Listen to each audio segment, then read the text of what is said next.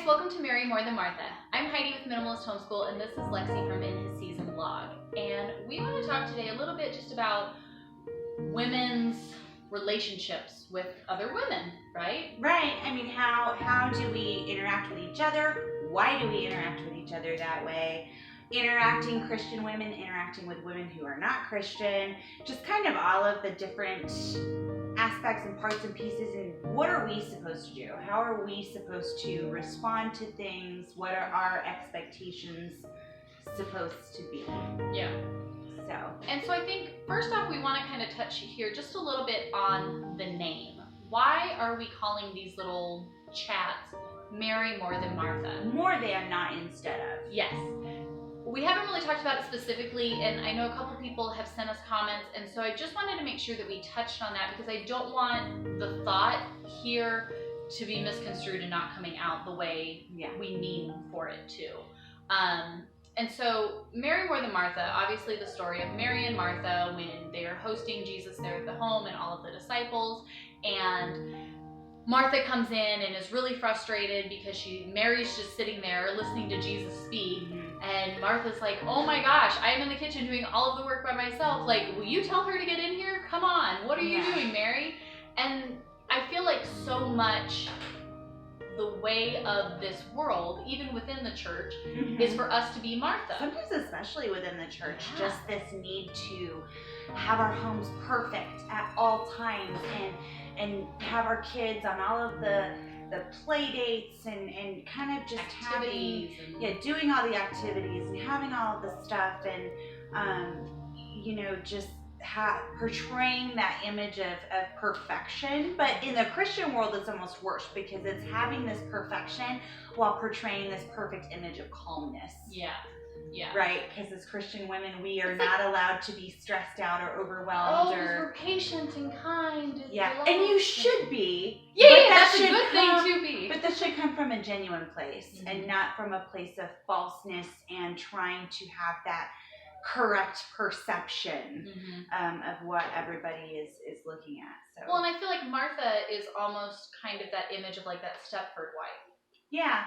That perfect, we've got to be busy, we've got to be doing all the things, my kids' birthdays need to be Pinterest worthy, the dinners every night need to be top notch, but yet I need to be like Miss Devotional Reader. You know what I mean? Just very busy with the things that impress those of this world. Yeah. Where Mary, I feel like, not that she is ignoring responsibilities or anything like that, but her number one priority was to be humbly sitting at the feet of Christ, learning and taking a nap. So that's where the whole Marry More Than Martha is. I feel like even within the Christian community, the big Christian names that you see writing and speaking on stuff, I feel like they still are very much portraying that Martha mentality.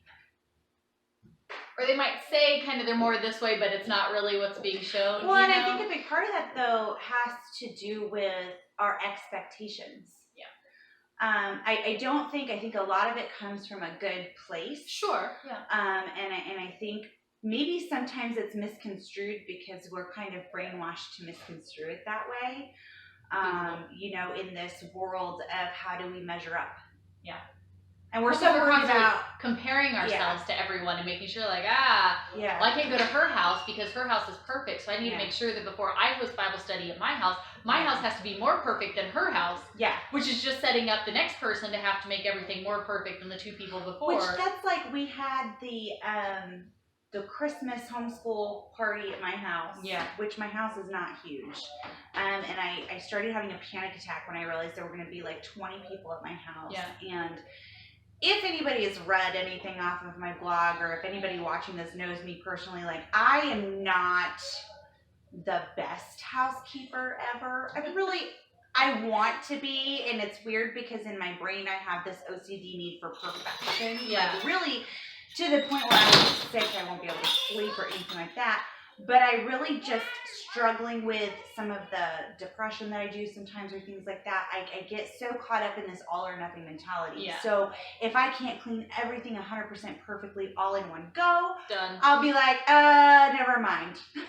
Or I'll clean inside out. Like I was that kid that would organize my drawers in my desk before cleaning my room. Yeah. And then my room would be like 30 times worse afterwards. But there's one drawer that was perfect. Yeah, exactly. Which is funny because like you're the exact opposite. I feel like you're just very task oriented and goal oriented and able to kind of do the broader picture stuff before you do the smaller picture stuff.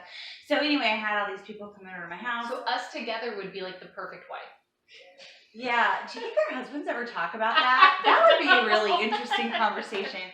No, but you know, I was panicking. I was like on the verge of tears.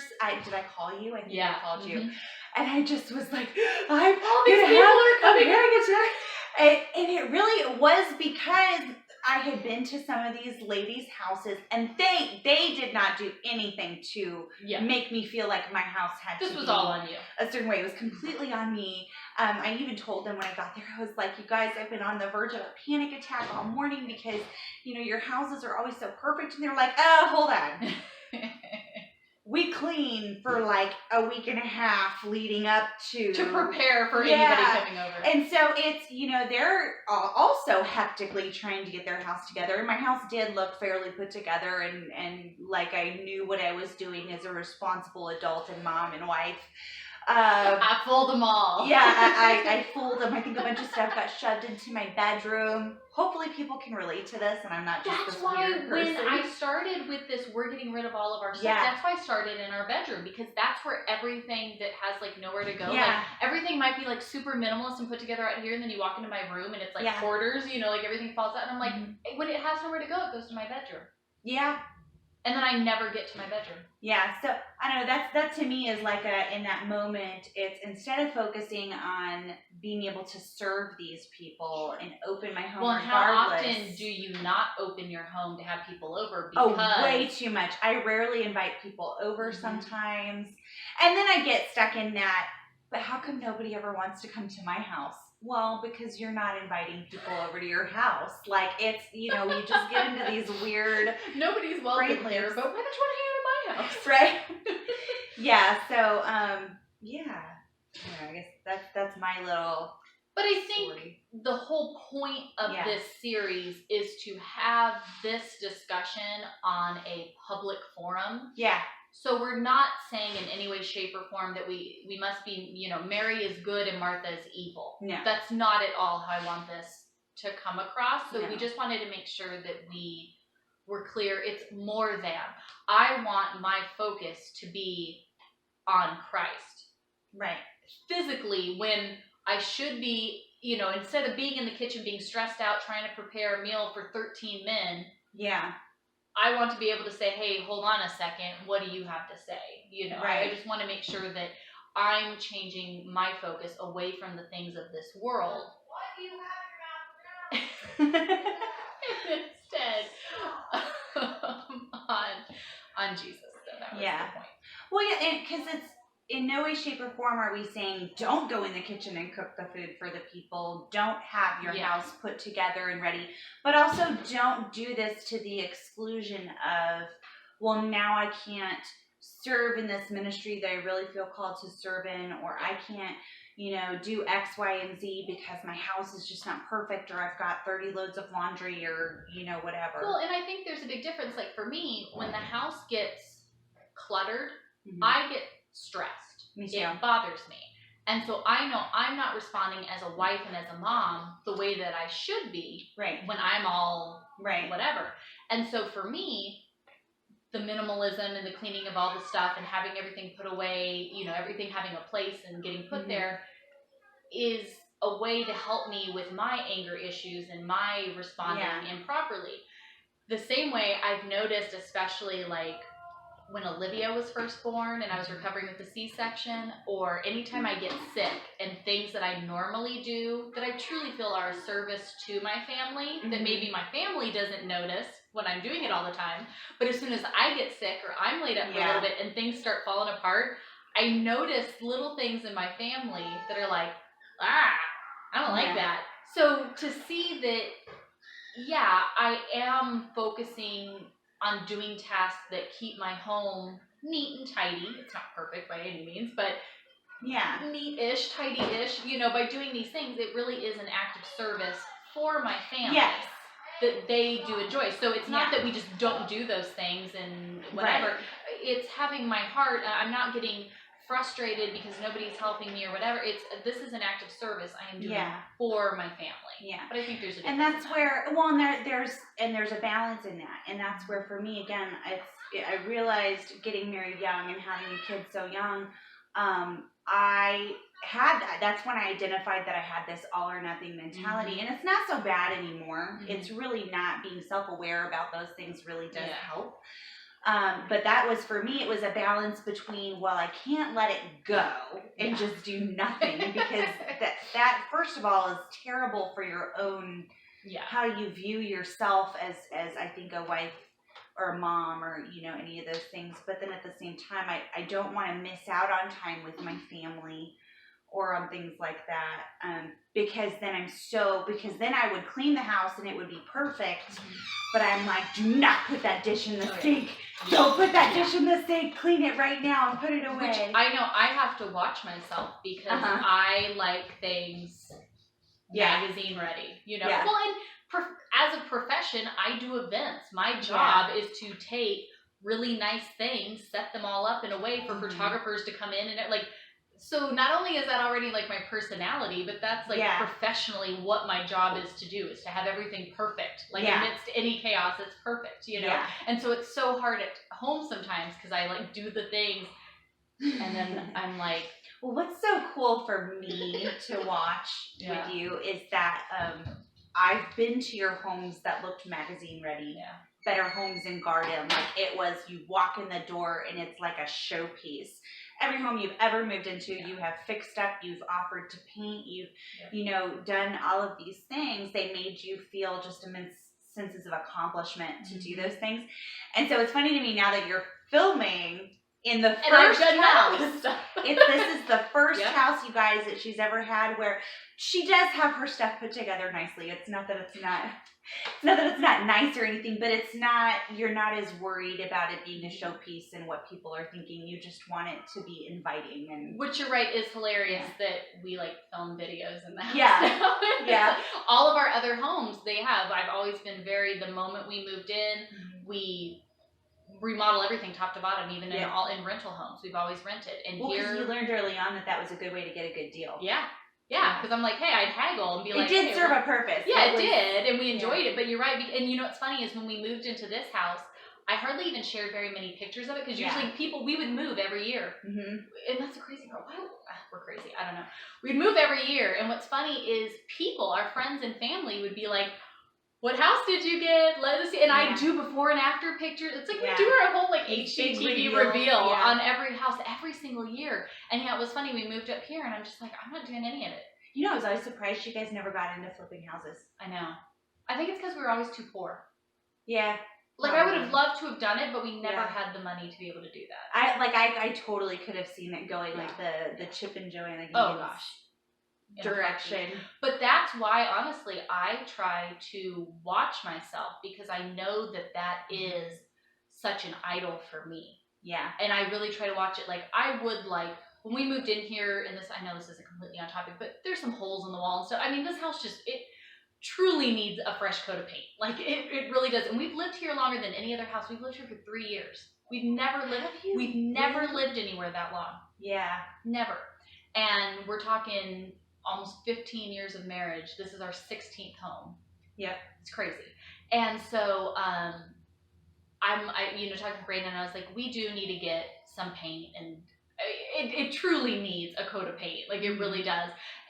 But when we're doing that and looking for things, I am really trying to be strict and watch myself in what are the things that the house truly needs that we do need to do something about, and making sure that I'm not going overboard, because I know that that's a hard point for me. Like, I go from like one can of paint to like full on Joanna Gaines in like a second. You do. But you're so good at it too. But I know that I lose. I go from being anything even on the Mary side to like full blown raging Martha so quick that I'm like, I just don't think that's where my focus should be. So I really do try to watch myself in that. So to get back on topic, my inner demons. Well, that's what this is all for, right? That's so that we can like reveal all the things about ourselves that we're totally not comfortable with, and other people can feel better about themselves. Like, at least I don't do what they do, right? Or at least, hopefully at the very least, so that there are maybe some women out there can understand that they're not alone. Well, and wouldn't that be nice if these people we watch and learn from on social media and TV and stuff like that would just be upfront and honest and raw with what things are, because then you're like, thank goodness, me too. Yeah. There's hope. It's okay or whatever. I think that's so important, and that's this whole women topic. Yeah, because women are nasty. They are. We're so mean to each other, and it's not. And we're mean to ourselves. I mean, it's a bad. And I think that's the root of a lot of it. No, I think that's the root of all of it. But then it comes from, why are we so mean to ourselves? What has formulated? The most ridiculous. There is nothing biblical about looking at yourself and ripping yourself apart. Nope. In fact, that's pretty much getting as far away from what the Bible tells us to do. We're supposed to have, as Christian women, this inner joy, inner strength, inner peace, and not really worry about all of the other stuff. But unfortunately, we live in a society that, first of all, even if you are okay with yourself, society looks down on that. Yeah. Well, how dare you be so stuck up? Yeah. How dare you, be okay with how you look, or how you, whatever. And then we can take it the other direction. You either can be really into how you look and really happy with that, but we can also go the complete opposite and look in the mirror and just completely hate what we see. Yeah. And a lot of times that feeds into our insecurities and affects how we treat other people. And we've actually been taught to point out things that are wrong with other women. Which is crazy. Like, can you imagine, luckily we don't have this kind of friendship, but can you imagine if, okay, well, sometimes I do make fun of you, but... okay, well, maybe. But that's truly just, joking around. Yeah. But can you imagine if I came in and was like, oh, you need to go do something with your eyebrows right now. Yeah, it's not I'm just helping a sister out. Oh, don't you love that? Yeah. It's like, well, I'm just trying to help you. Yeah. I'm just there. And it's like, yeah. But now I feel horrible. Not to be confused with if I go, does my hair look okay for sitting in front of this camera right now? If I'm sitting here with a booger hanging out of my nose, please let me know. Yeah. But to sit there and to be picking apart. Well, it's those backhanded comments that we get to one another. Like, oh, I mean, I guess with that color you look okay. Or, it doesn't make you look completely ginormous. And you're like, I would never be able to wear something like that, but you seem to be able to pull it off. Those are my favorites. I admire you so much for your courage. Why would you say that to another human being? Yeah, and we don't just do it to women, by the way. We do it to women's significant others. Yeah. I guess your husband's cute for you. Yeah. That's one of my favorites. Yeah. Or, just talking and we want to, I guess he married up or something. Or even just this whole concept of where do we get off as women, and I wish I could say it didn't come as strong in Christian circles, but really, I find that Christian women sometimes can be the worst offenders of those backhanded. You still find a way to show your opinion, but it's like my youngest sister is much younger than me. She's 12 years younger than me, and even, I did it when she found the guy that she's pretty sure she's going to marry. The first thing I did, send me a picture of him. Why? Why does that matter? It doesn't matter at all. And you catch yourself doing these things and you're like, why would I say that? Yeah. Yeah. And so it's just, I believe fully that there's just this, it's so much ingrained in us from young girls that we just do it. We gossip, we tear each other apart. And then the other thing is the girls and women that do it as jokes. Mm-hmm. But sometimes people get fed up and they decide to dish it right back out. Mm-hmm. And those women are all of a sudden like, you don't have to be throwing shade What?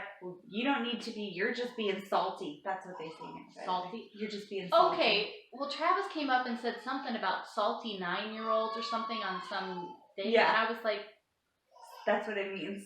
I didn't know what that meant. Yeah. I was like, salty? Yeah, it's kind of like beach slang or kind of like bitter. Yeah. Or like over, I don't know. If you guys have a different definition of this word, let us know. But that's what I've gleaned from the many, many uses. Because my sister will say that. Oh. She's being salty. I'm like, what? Yeah, Travis said something. It was from like some video game, and somebody talked about somebody being salty, and I was like, I genuinely have no idea what that means. Yeah, bitter. Okay. I guess bitter. So your baby is not happy right now. I don't know if you guys can hear it, but the reason we have all these pauses is because we're just listening to Ollie.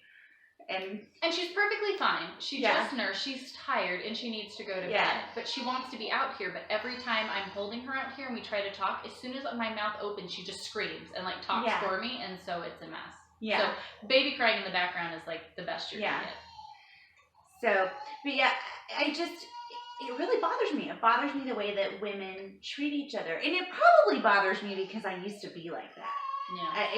I used to be so insecure, so hateful of myself that I would literally try to find things in other people that were negative in order to make myself feel better. And I haven't been that way, I hope, in a really long time. But, when I was like a teenager and stuff, that was a really big deal. I really did not like myself. I thought that I was fat. I thought I was ugly. I thought I was just all of these things. My personality was so funny because you were like this big and like the cutest thing ever. But what's weird about that is I can look back at pictures of myself and I still see myself in those pictures the way I did. Really? Yeah, I don't know if it's some kind of like body dysmorphic disorder or, because I've got some weird things going on, but I will still see myself, and instead of going, dang, look how tiny I was, I'll be like, well, yeah, I was certainly smaller than I am now, but I still look fat. Or whatever. Crazy, yeah. It's just, and that was informed by other people in my life constantly talking about body image in a very negative way. And so, I have... Well, and this whole topic of how women view themselves and one another is so important having daughters. Like, I've noticed having 3 girls now, my mother-in-law, she talks very horribly about her body image. All the time. And bless her heart, she's 75 and mine slipped into it. And she's the itsy bitsyest little thing ever. Like, I don't get it. But I really noticed when she was living with us and we were taking care of her, she constantly is throwing out these little things. I just ignore them, quite honestly, and pay no attention to them. But having little girls now that are around, Lily came up one day and was like, how much do I weigh? And I'm like, you're 6 years old. Why? But seeing these little things getting planted, I was like, whoa, this is serious. We can't do this. Yeah. And it's for boys too, because she would always make comments. Travis would sit down to eat and she's like, how much food do you? She'd make these little comments and stuff. And I'm like, he's a teenager. He's growing. Like, he's fine. Leave him alone. Why do you gotta comment on how much food somebody's eating? Like, he's a healthy, growing child. Leave him alone. Like, and I'm not talking he's sitting there with a plate full of, junk food, guzzling it down, and it was like a true, like, concern for his health. Like, I'm talking, like, grilled chicken and vegetables and, whatever. Yeah. It's like, why? Whatever. I remember when he hit that point where he really started, like, packing food away. Yeah. He was like... Boys, because I have all girls, and I never realized like how many calories a growing boy needs. Yeah. But I've also witnessed your son come back for more, and he almost feels bad. He like apologizes for wanting more, but the poor kid's hungry. The kid's 14 years old, and he's right at 6 feet tall. Yeah, I mean, the kid's that tall he is now. Yeah, good. It's insane. He has surpassed his dad and I. I mean, kid needs to eat, Yeah. And so when she would start, doing the stuff like that and seeing how it affected the girls, especially, but Travis too, but makes you stop and think the way we are treating ourselves and one another, yes, it's an important issue because that's not how we should be treating ourselves or one another, but that's what we're modeling to our children, thus ingraining it in their minds as well. And other people's children. Here's the thing. I have not told you this story yet. So one of my friends has a 9-year-old daughter. She's almost 9, like in a couple weeks. And the issue that they're having with her right now is a bunch of these girls in her class, 9 years old. Parents bought their kids Fitbits. Like to track steps and calories. It's not even a smartwatch, it's to track it's like step counter thing. And on the one hand, I can understand in theory, like it's a, set a goal for your kids. They'll have fun trying to like run around and meet it. And I can see how it'd be a fun activity, but I also can see how dangerous this can be in the hands of little girls who are just now hitting the age where they're starting to look at magazines and other girls and other women and how does mom treat herself. And when you have all of these things bombarding them, then it's how many calories am I eating? Why does a 9-year-old need to count calories unless there's a specific medical reason? Sure. They should not be counting their calories. They should just be eating healthy. And I mean, hopefully the parents are providing that for them. Get them a book on nutrition if they want to learn how to be healthier, but you don't need to put something on their wrist that's there 24/7. It tracks their sleep too.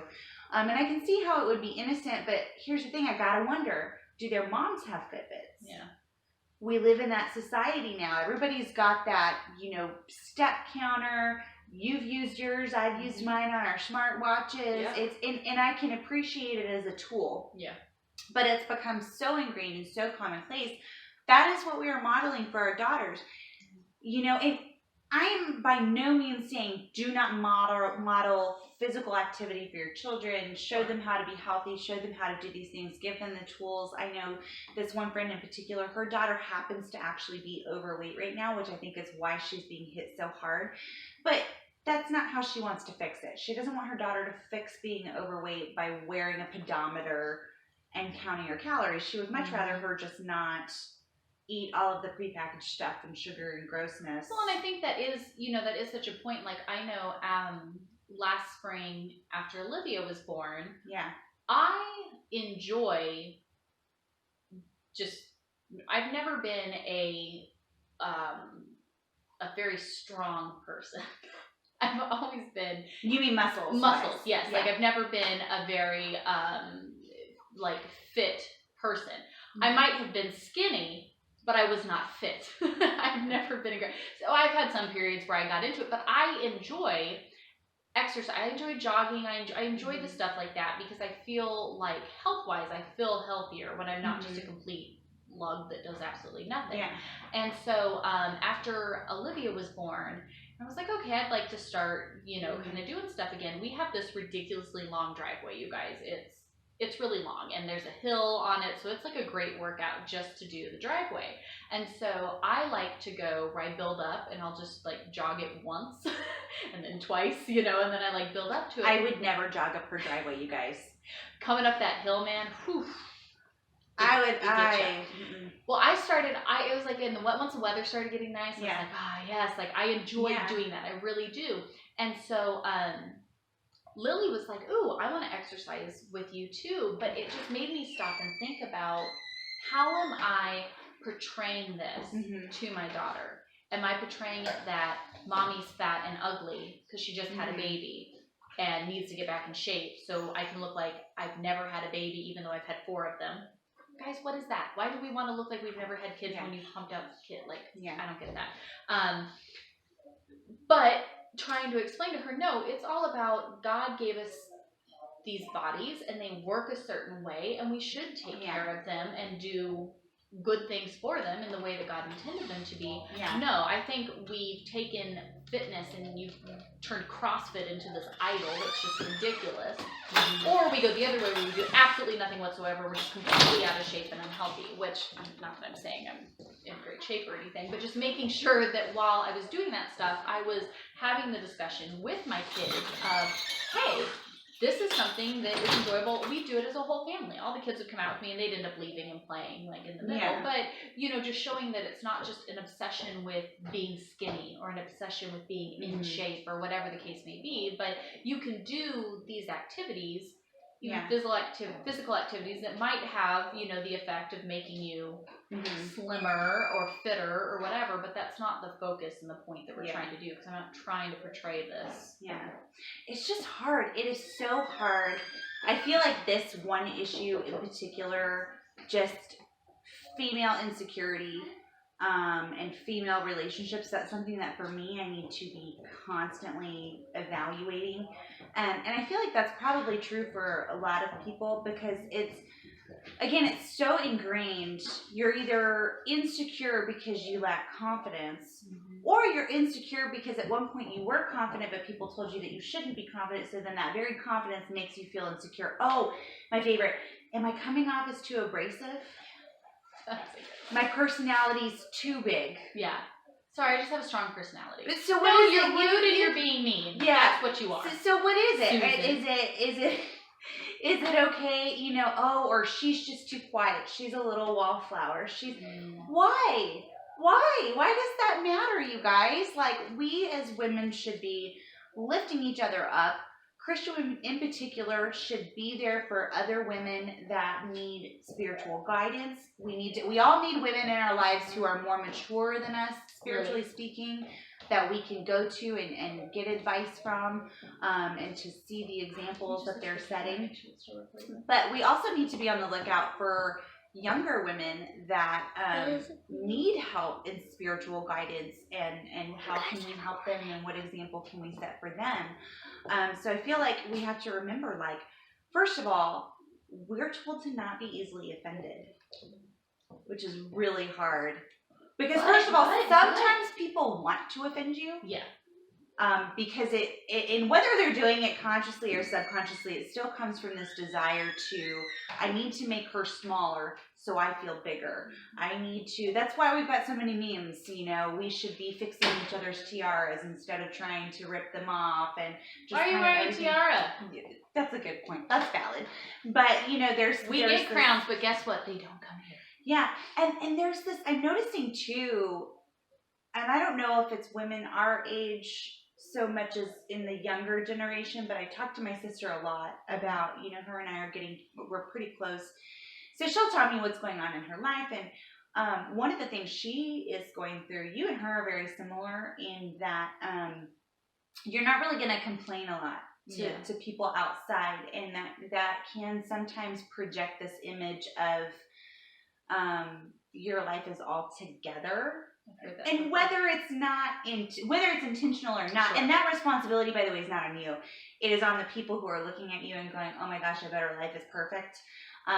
That's just who you are. You're not a complainer. You're not gonna, and you shouldn't be. But I am. I'll complain about things like nobody's. That's one of my things, you guys. I have to be so careful to not like complain about stuff. That's just something that I struggle with, but I really admire like you and my sister. Like, she'll complain to me, but she's not going to complain to like people outside. She just kind of keeps her business, and she doesn't want to talk about it. What that's done for her is created this environment of girls around her age that she interacts with. They are constantly trying to knock her off her high horse, basically, is what it is. Oh, her life is so cool. So they will start needling and stuff. One of them, they are so desperate. One of them, so my sister, I can't remember how tall she is. She's still growing. She's taller than me.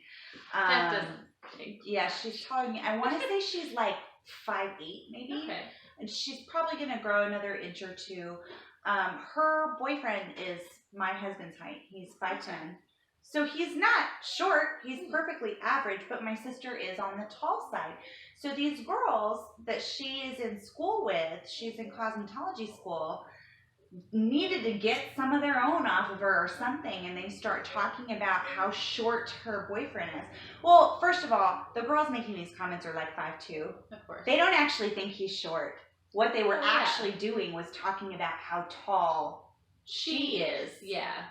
and trying to make her feel self-conscious within her relationship. They started their relationship not face-to-face.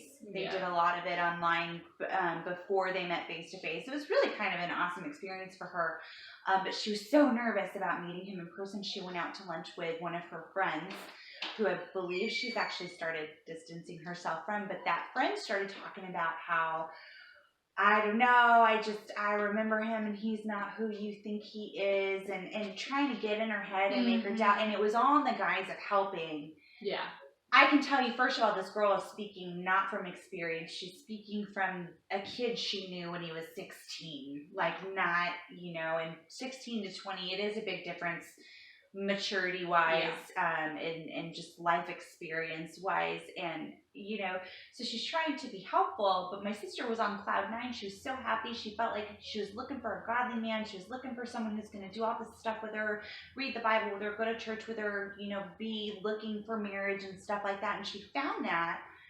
And all of a sudden, these girls start coming out of the woodwork and making her question everything. But isn't that how, as women, we so often do that? So say you think you've got a good thing going with your homeschool, right? And it's really working for your family.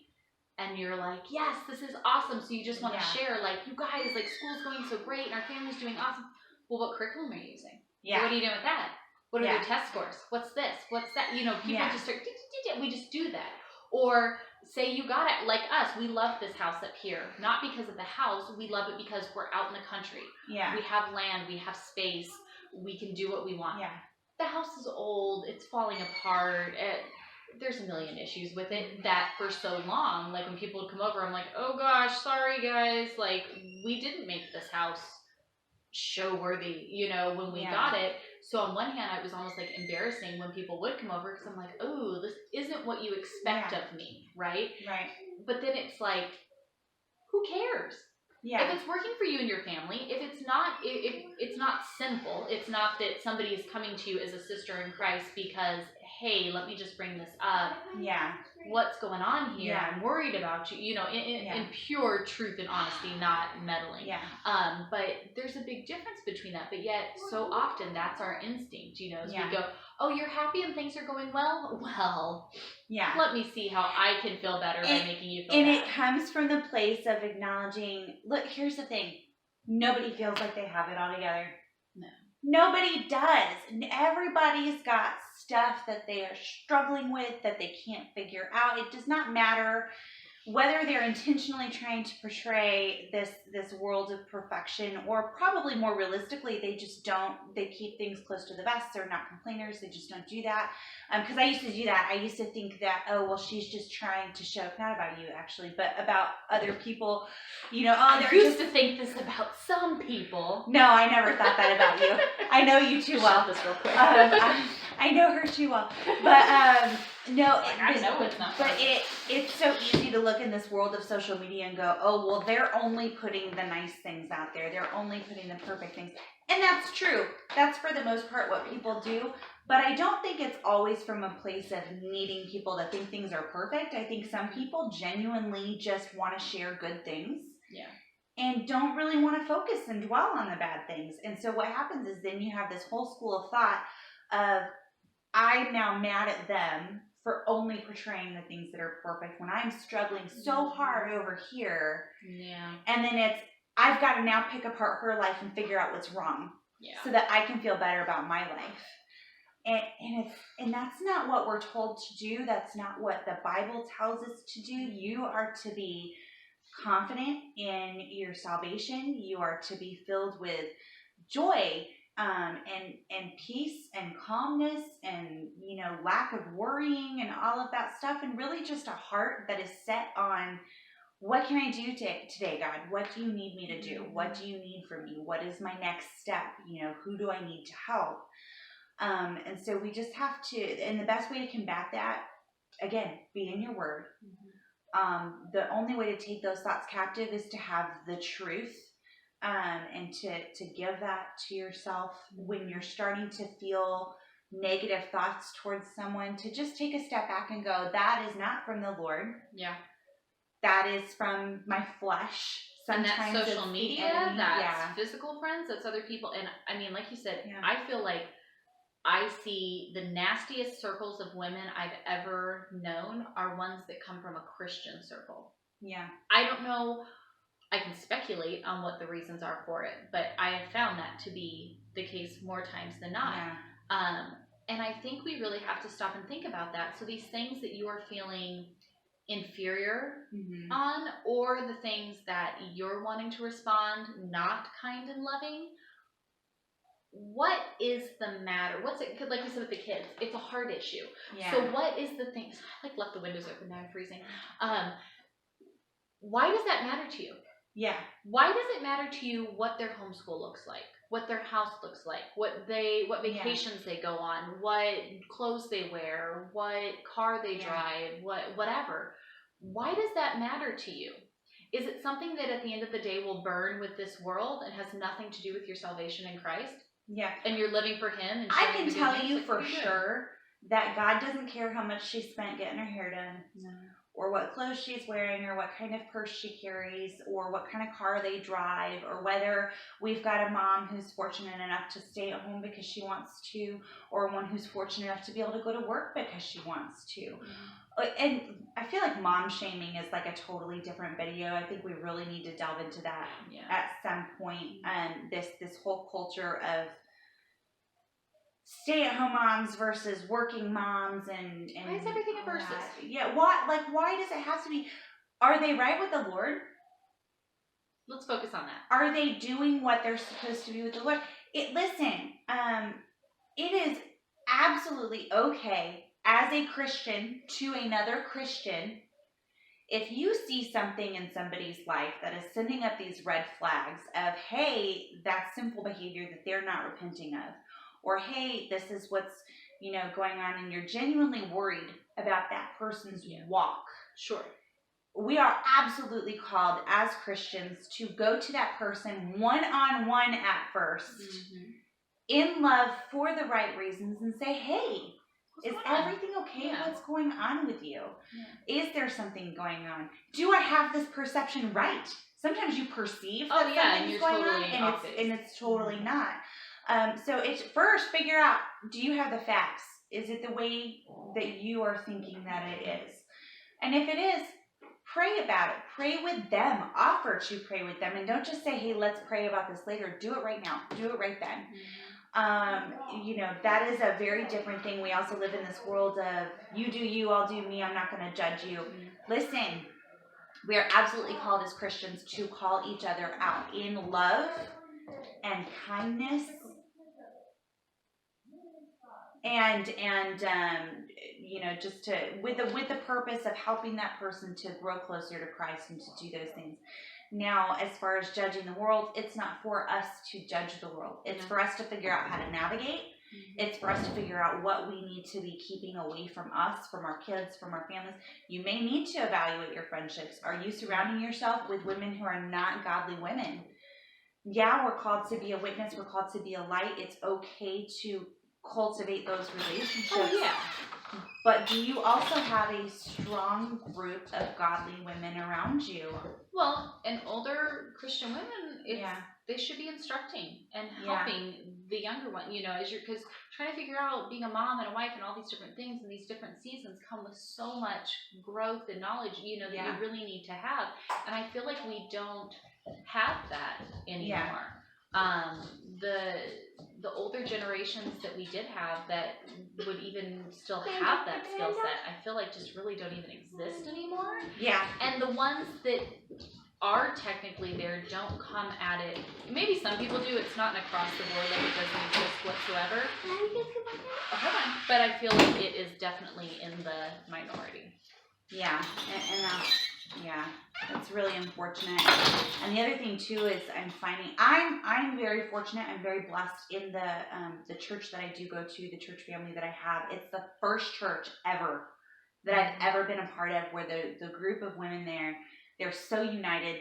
They're so strong. You've got women from all stages of walks, and all of the women are so ready and willing to just be there for each other. And it's not from a place of nastiness. Yeah. But I've had experiences in other churches where it felt like you had to keep everything close to the vest. You had to be very careful. It would be gossiped about. It would be, you couldn't go to another woman and say, hey, I'm struggling with this, because then all of a sudden it's being talked about, and not in an how can we help her way, but in a, oh my gosh, can you believe that this happened? Can you believe that she made that mistake? And unfortunately, you see it a lot, especially with this, again, maybe this isn't appropriate. It's not really the topic of this video, but I feel like I need to say this, and maybe somebody out there is watching this. But if you have an unmarried woman in your church who gets pregnant, can you please love her? Yeah. Can you please understand, if she's going to that church and she's reaching out, she probably knows that this is not the ideal situation for her life. She probably understands already that, oops, I had premarital sex and it's ended in something that, was not originally my plan for my life. But can we please understand, and I say this with love, but it's one of my buttons. The baby is not the sin. No. And that girl is not still in sin. Just because Just because she has a baby in her belly. I feel like there's this subculture that tortures these girls and attacks these women, whether they're 15 and pregnant or whether they're 30 and pregnant if you're single. Yeah. And we're not, I'm sure we'll talk about this stuff in other videos. There's a lot of things that we acknowledge, neither one of us is actually even really pro dating for various reasons. And we'll talk about that. We'll, I'm not saying it's a sin today, but we'll talk about that. That's a whole other thing. I probably shouldn't have said anything, because now people are just going to go wild with that. But, but if you've got a girl in your church and she shows up pregnant, it's hard enough, especially if she's young, it's hard enough for her to show her face in this group of people who supposedly have it all together and have the perfect walk with Christ, and because that's how we treat them, right? Mm-hmm. Well, I don't have that sin in my life, so I can sit here and attack you. She knows. She's aware. It's highly probable that she has already repented from the premarital sex. She may not be even with that boy anymore. You don't know her situation. Just because you see a belly on her doesn't mean you know what choices she's made or what her decision is. Let's give her the benefit of the doubt and just love her and offer to support her and pray for her. And again, I have to say this one more time. If you get pregnant outside of marriage, your baby is not a sin. Having your baby is not a sin. Being pregnant is not the sin, by the way. Yeah. It's not getting pregnant before marriage that's the sin. It's having sex before marriage. I'm sorry if that's just a little too real right now, but I'm feeling very strongly about that right now. I was the 17 and pregnant girl, and that's why I know one thing that happened with you, whenever you would talk to me about it, it was just so hard for me to not get riled up, because the way she was being treated, I was that girl. Yeah. So it was so hard when you would talk to me about it, because I'm like, tell her to move in with me right now. I just I can't help but that's something, even my subsequent children that I've had, when I am pregnant, I'm like a lunatic about, I will not, because I don't wear my wedding rings just around the house when I'm working, because I'm usually working in the garden, working outside, doing things, and I don't want to get them messed up. If I am pregnant and I go to leave the house and I realize I don't have a wedding ring, I will straight up turn around and come back. I cannot. I experienced stuff with that too. And what's crazy about that, and maybe it's so easy for me to get fired up, not only because I know what you went through, but I had the teenage mom as well. Yeah. And we've been very fortunate and very blessed in our lives, but it's really hard. But I was married before I got pregnant. Yeah. And he deployed, and I'm heavily pregnant. My fingers are so swollen. I couldn't wear my rings. And I was living with my mom. My mom and I went out to lunch or something like that. And these ladies, I will never forget these ladies sitting over there just whispering at each other, staring daggers at me. And I was actually married, but I also kind of felt offended just on the whole, what if I wasn't married? That doesn't give you the right to assume you know my situation. And is that the best way to shine the light of Christ to an unwed mother? Yeah.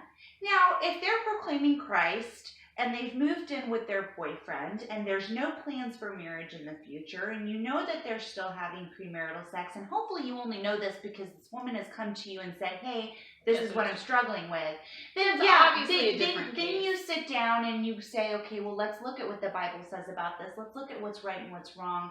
These are not the choices that God would have for you. Yeah. But you're not to just make these assumptions and just react accordingly to those assumptions. It's not okay. But we like to assume and then start me. Yeah.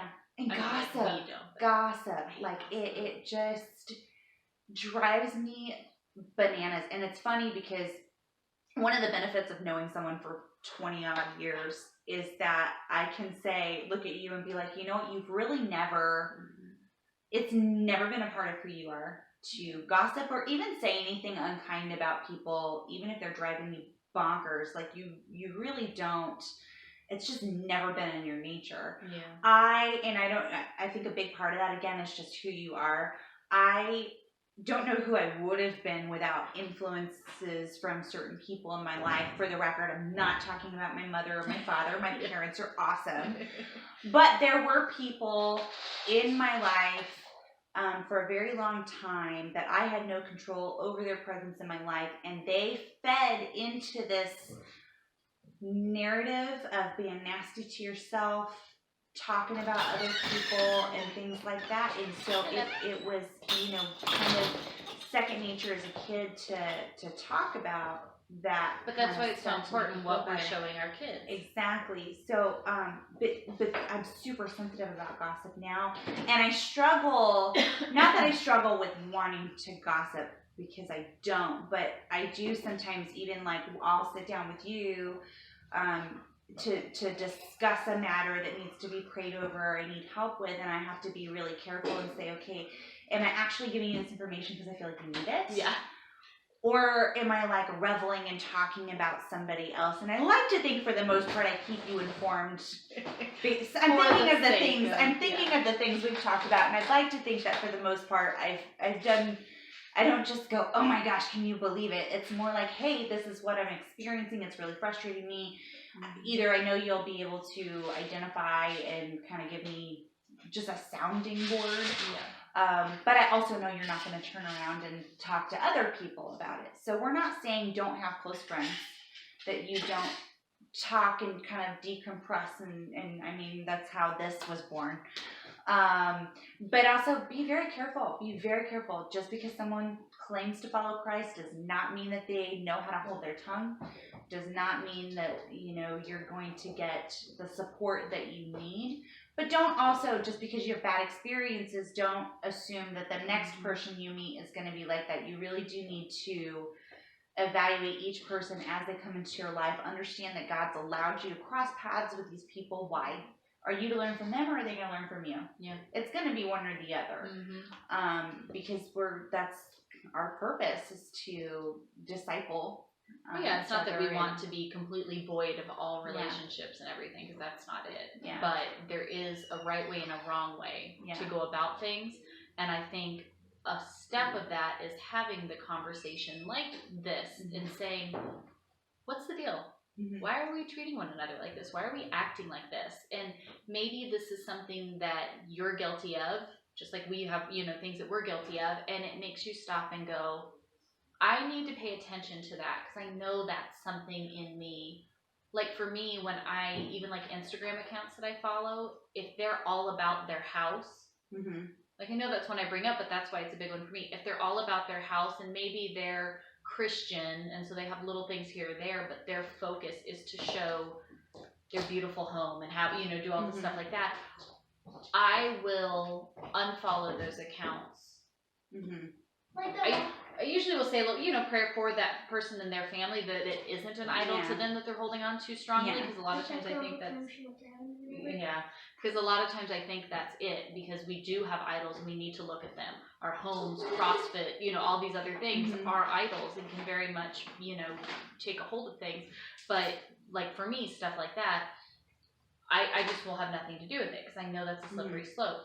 So if you have a couple ladies at church that you know will very easily slip into, you know, telling stories, you know that's probably not, if they're like, hey, you want to go grab a cup of coffee? Yeah, probably not the best situation because we're going to sit there and just start gapping about nothing.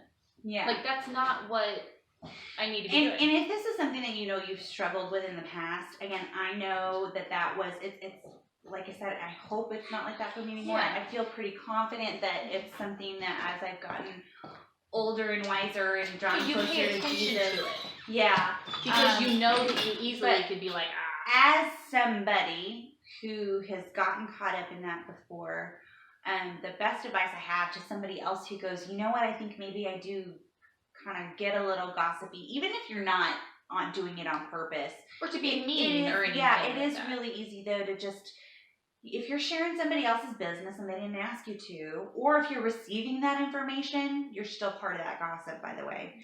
Because you're not gossiping unless you have someone to tell it to. One of the best recommendations I have, and what really, really helped me and helps me still, just in a variety of different things, is before you sit down to chat with your other Christian female friends, say, hey, let's pray before we talk. Mm-hmm. It really helps to focus your hearts and your minds on what the Lord has for you to discuss, on what He has for you to do. And it can be just kind of a gentle reminder. And pray specifically in that prayer. God, please guide this conversation. Don't let us be gossips. You know, just tell us what it is you want us to talk about. And it helps. It really does help a lot. And if there are people among your group that are hesitant to pray for that, it could very well be that they know that they would feel convicted in that moment and they don't want to feel that conviction, and then that's something that you should really pray about. Do you need to discuss that with them? We've all been there. Yeah. But to stop and realize that and go, oh yeah, that's me. Yeah. So, I guess all I had for today. I feel like this is one of those topics that it's kind of an underlying theme in all of our videos. Yeah. I mean, these videos are for women, by women, and inevitably we're going to talk about female relationships and being biblical wives and raising godly children and going to work and staying at home and all of these things. So it's, you know, hopefully this was cleared up maybe any of the confusion about what is Mary more than Martha. Yeah. And kind of gives you an idea of this is what we want to be doing for you guys. We just want to put it out there and be real about it. And hopefully this made sense to you guys, because we don't script this. No. I literally got here about 15 minutes before we started filming this. And we were like, hey, what are we talking about? And like women relationships. So, okay, go. If it seems kind of scattered, that's because I think, for me, I like it. Because I want people to understand it's a natural conversation. Yeah. This is how conversations go. And that's what I want to share. I want it to be a raw, transparent, hey, hang out with us and let's chat. And that's also why you'll hear us saying things like, well, the Bible tells us, or the Bible says, but we might not always have the bullet point of, hey, Isaiah 53 says. Yeah, because I don't have it right in front of me. Yeah. I'm not a super awesome memorizer. And, sorry, the kids keep opening and shutting the door like 7 billion times. But, yeah, we're glad you guys hung out with us. We really like keeping this a very casual, intimate, like, come sit down, let's chat, let's talk about things. Because I think a lot of us are really yearning for this type of a connection in our lives, and maybe don't have it in any other realm. And so I think this is a great way to be able to put that out there in a sense.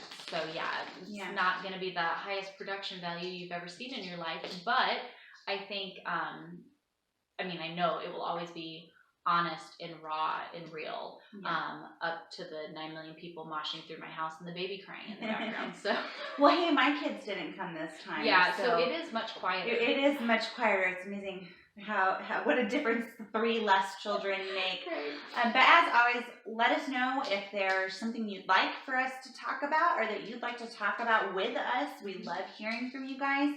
Let us know if there's anything we can pray for you. Yep. I know both of our ministries, we feel very called to be open and available for prayer.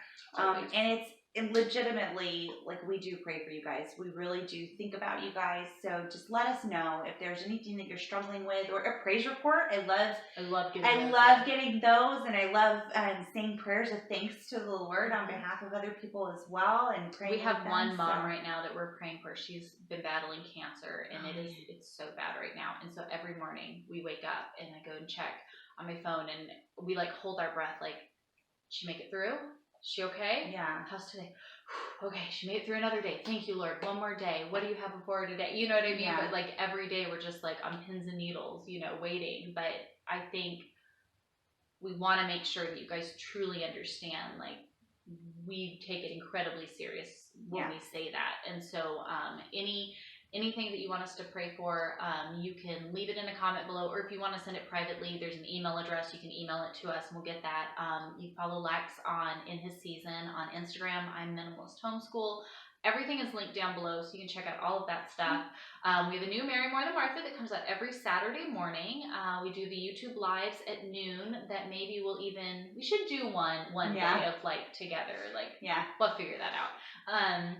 But yeah, she is also getting ready to interview us for our podcast, Growing Up Churchy. And we have been doing a very intimate, raw interview series about just my husband and I and our family and our path and all of this stuff. And so you'll definitely have to check this out, because she has asked, nothing was held back. So I was trying really hard to make her cry. Which is impossible, and I do not do. Not really.